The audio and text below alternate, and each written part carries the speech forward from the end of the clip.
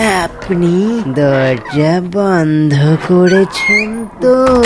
না করলেও এখন আর লাভ নেই। স্বাগতম রাতঘুম পডকাস্টে, যেখানে ঘুম আসে না, ভয় এসে বসে।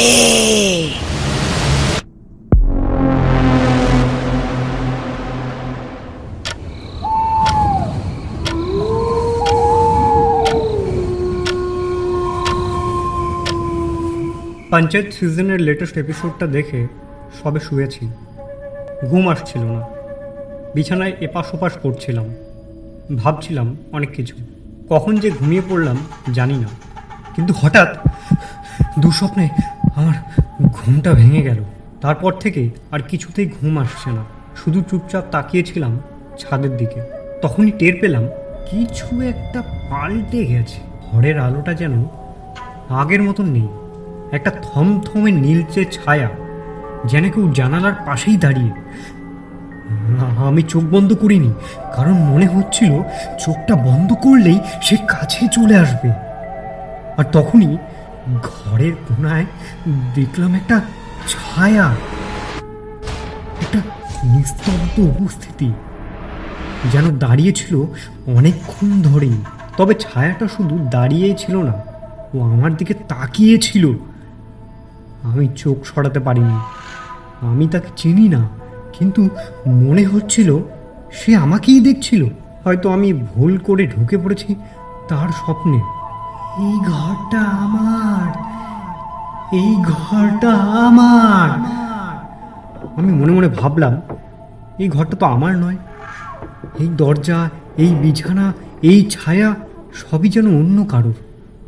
আমি শুধু একটা অনাহুত আত্মা, আটকে পড়েছে।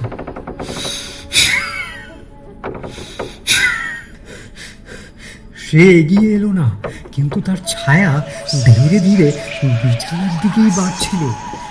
দেয়াল বেয়ে নেমে এলো, যেন চাদরের নিচেই চলে আসবে। আমি তখন চোখ খুলে রেখেছিলাম, কিন্তু শ্বাস আটকে গিয়েছিল।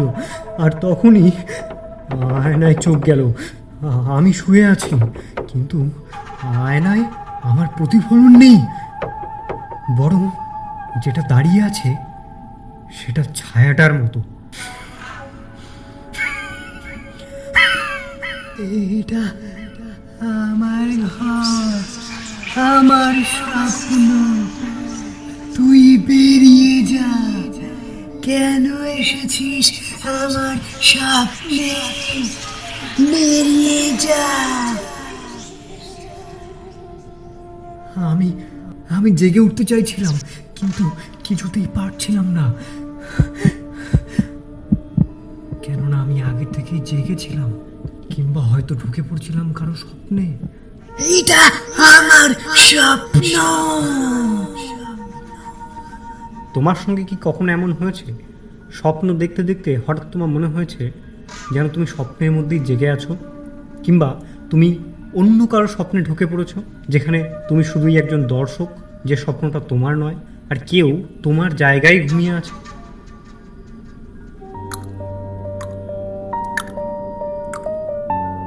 রাতঘুম পডকাস্টে আজকের স্বপ্ন এখানেই শেষ। তবে সাবধান, কারো স্বপ্নে ঢুকে গেলে ফেরার দরজা খোলা নাও থাকতে পারে।